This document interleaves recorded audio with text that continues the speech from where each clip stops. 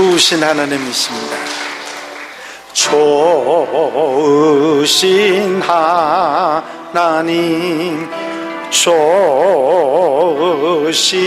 하나님, 참 좋으신 나의 하나님, 우리의 기도를 응답해 주시는 참 좋으신 나의 하나님,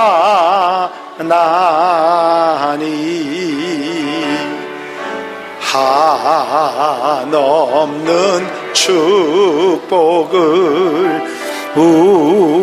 우리에게 주시는 참 좋으신 나의 하나님.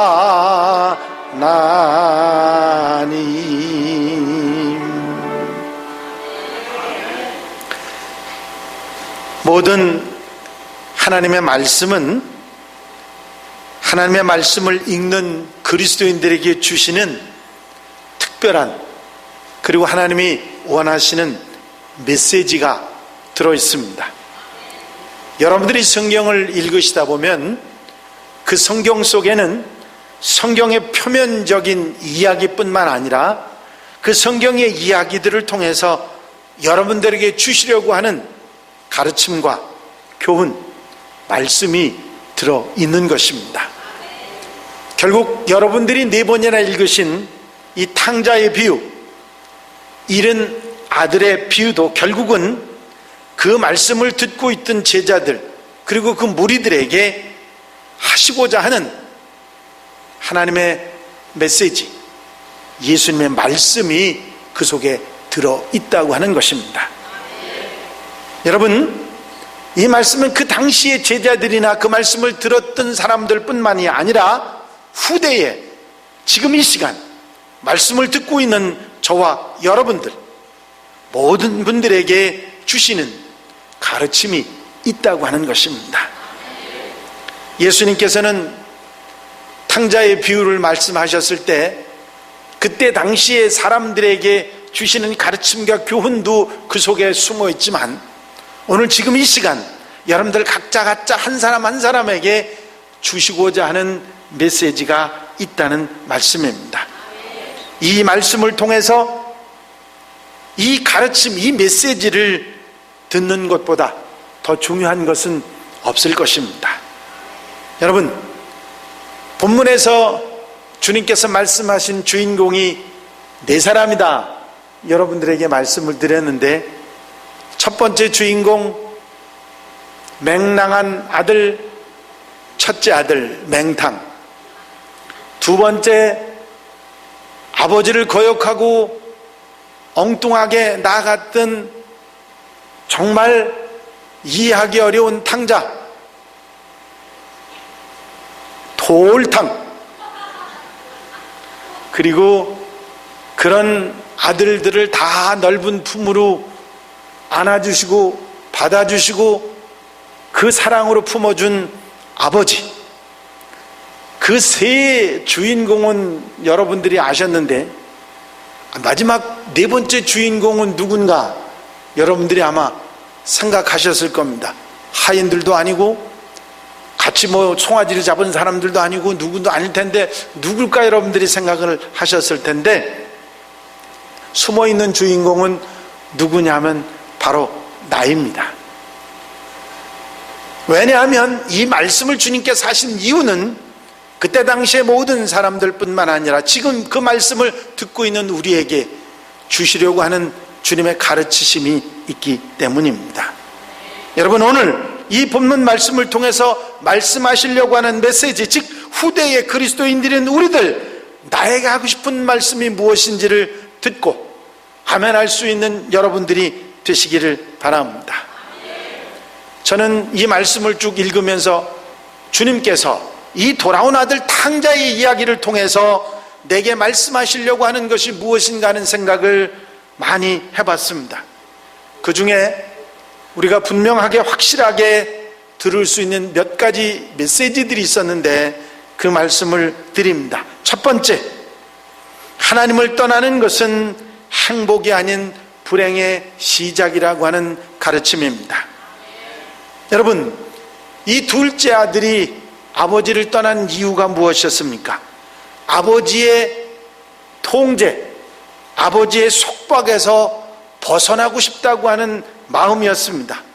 다른 말로 얘기하면 간섭이나 잔소리 듣지 않고 내 마음대로 한번 살고 싶겠다고 하는 그런 마음이 그 아들에게 있었던 것입니다. 이만큼 컸으니까, 이만큼 장성했으니까 나도 내 마음대로 한번 살아봐야지. 언제까지 아버지의 잔소리 듣고 아버지 간섭받으면서 통제받으면서 내가 살아갈 수 있어. 내 마음대로 살 수 있어. 내 뜻대로 내 마음대로 살아도 얼마든지 잘 살 수 있어. 그런 자신감이 그에게 있었고, 그 때문에 아버지를 떠나게 됐다고 하는 것입니다. 그렇습니다. 여러분들도 마음대로 살고 싶은 그런 마음이 혹 있을지 모르겠습니다. 부모님이 아직 계시거나 또는 회사나 또는 이런저런 관계 속에서 이런 거 다 떠나가지고 내 마음대로 뭔가 좀 하고 싶다는 마음이 혹시 여러분들 마음속에 들으신 분이 있으실지 모르겠습니다. 제가 여러분들 앞에 여쭤볼까요? 마음대로 살면 행복하실 것 같으십니까? 사람들마다 생각과 대답이 모두 다 다를 것입니다. PK라는 말을 혹시 아시는 분이 있으신지 모르겠는데, PK라는 말은 약자예요. 파스터라고 하는, 목사라고 하는 말과 키드, 아이들이라고 하는 의미를 가지고 있는 복합어입니다. PK라는 말은 결국은 목사의 아들, 딸, 목사의 자녀들, 그런 의미를 가지고 있죠. 아마 여러분들이 이 중에 PK로 살아본 분들도 있겠지만 대부분 그런 경험이 없으실 것입니다. 아마 자녀들로서 가장 내 맘대로 살고 싶은 사람이 있다고 하면 아마 PK가 아닐까, 저는 그렇게 생각합니다. 왜냐하면 목사님의 아들이죠, 목사님 딸이니까 이건 목사에 준하는 정도로 아이들을 아니 걔네들도 아이들이에요. 장난도 치고 싶고 놀고 싶고 예배도 빠지고 싶고 도망도 치고 싶고 그런 아이들이거든요.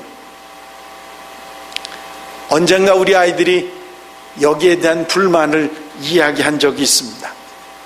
왜 우리는 하면서 이야기하니까 엄마가 옆에 앉아 있다가 한마디 하는 말이, 아이고 하라고 해도 하지 못하면서 뭐 그런 소리는 하느냐고 한마디 하는 얘기를 제가 들었습니다. 여러분, 떠나고 싶어도 마음대로 하고 싶어도 그것을 하지 못하는 이유가 분명히 있습니다. 이 둘째 아들은 떠났고요, 큰 아들은 떠나지 않고 불만을 가지고 그러면서 아버지를 속썩이는 그런 아들이었습니다. 여러분, 왜 하나님을 떠나서는 안 되는가? 뭐 얘기를 할 필요도 없이 여러분들이 너무 잘 아는 얘기였죠. 하나님은 생명이십니다. 하나님을 떠나면 죽어요. 그게 성경의 선언입니다. 하나님은 사는 길입니다. 하나님을 떠나면 죽는 길로 가는 거예요. 하나님은 의로우신 분입니다. 의로우신 하나님을 떠나면 불의하게 살 수밖에 없어요. 하나님은 복의 근원입니다. 복 주시는 분이에요. 하나님을 떠나면 복에서 벗어나게 되는 것이지요. 그분은 선이고 영생이고 천국이고 행복 그 자체에 있습니다. 하나님을 떠난다고 하는 건 죄와 저주와 악과 지옥과 불행으로 가는 것인데 왜 하나님을 떠나느냐, 그런 얘기지요. 여러분, 오늘 이 이야기 가운데 예수님이 분명하게 우리에게 확실하게 던져주는 이야기가 있습니다. 절대로 하나님을 떠나지 말라. 절대로 어떤 경우 어떤 형편이라도 하나님을 떠나지 말라고 하는 이야기입니다. 하나님을 떠나는 것은 그것이 결국은 하나님의 모든 것을 떠나는 거는 것과 다를 것이 없기 때문입니다. 여러분, 요나를 기억하시죠? 요나가 하나님 앞에 명령을 받습니다. 너는 니느웨로 가서 그 니느웨 백성들을 구원하라. 적국이고 정말 보기 싫은 나라고 그 나라의 수도에 그 사람들을 구한다는 거 요나는 싫었습니다. 가기 싫었습니다. 가고 싶지도 않고 그들이 회개하는 걸 보고 싶지도 않았고 그냥 유황불이 하늘에서 떨어져서 그냥 몽땅 멸망하는 걸 보고 싶은데 그들을 회개시키라니 그거 싫었습니다. 그래서 어떻게든지 도망을 가려고 고개를 딱 돌렸더니 다시스로 가는 배가 빵 빨리 타라고. 그래서 홀랑 뱃삭을 주고 탔습니다. 탔더니 어떻게 됐느냐면 바다의 풍랑에 던져졌지요. 물고기 배 속에서 3일 3야를 지냈죠. 그리고 나서 물고기에 탕 토해놨는데 어디로 돌아왔느냐면 자기가 다시 복음 전해야 될 그곳으로 돌아오게 됩니다. 여러분, 하나님의 명령을 거역한 결과는 최악은 죽음이고 최선은 원점으로 돌아오게 되는 것입니다. 신명기 4장 4절에 보면 오직 너희 하나님 여호와를 붙어 떠나지 않는 너희는 오늘까지 다 생존하였느니라 하는 말씀이 나옵니다. 하나님에게 붙여서 하나님을 떠나지 않았던 너희가 오늘까지 살아있지 않느냐 하는 이야기입니다. 여러분, 하나님을 떠나지 않는 자가 사는 역사가 있는 줄로 믿습니다. 여러분, 이 맏아들 맹랑한 당자가 참 맹랑하긴 했지만 그가 아버지를 떠나지 않았기 때문에 그것을 다 누리고 살 수 있었던 거거든요. 떠나버리니까 그걸 누리지 못하고 똑같이 아버지 속삭이는 자식들이었지만 떠나지 않은 맏아들은 그래도 그걸 유지하고 살 수 있었고 떠났던 그 작은 아들은 그렇게 힘들고 어려운 세월을 보낼 수밖에 없었다는 사실은 우리에게 분명히 가르쳐주는 교훈이 있습니다. 말씀하시는 메시지가 뭐예요? 하나님을 떠나지 말라. 어떤 경우 어떤 상황 어떤 형편에서도 절대로 하나님을 떠나지 말라. 하나님을 떠나도록 하는 수많은 사단의 역사들이 우리 주변에 있고 우리를 시험하고 우리를 힘들게 만들고 우리를 하나님을 떠나게 만드는 많은 요건들이 있습니다. 그런 어떤 것이 있다 할지라도 절대로 하나님을 떠나서는 안 된다고 하는 말씀을 주님께서는 하고 계신 것입니다. 또 한 가지, 여러분들이 잘 아시는 대로 하나님께 돌아오는 자는 누구든지 용서와 사랑을 받을 수 있다는 것입니다.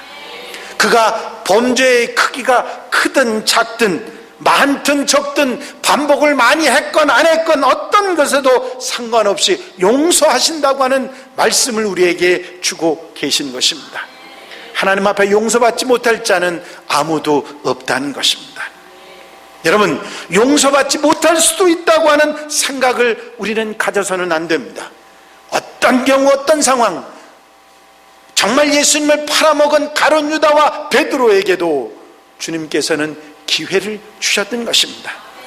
여러분, 하나님께서는 돌아오는 아들을 절대로 책망도 나무라지도 탓하지도 않으시고 그대로 받아주신다는 사실을 말씀하시면서 하나님의 사랑은 결코 제한적이 아니고 하나님의 사랑은 무한하다고 하는 사실을 우리에게 선포하고 계신 것입니다.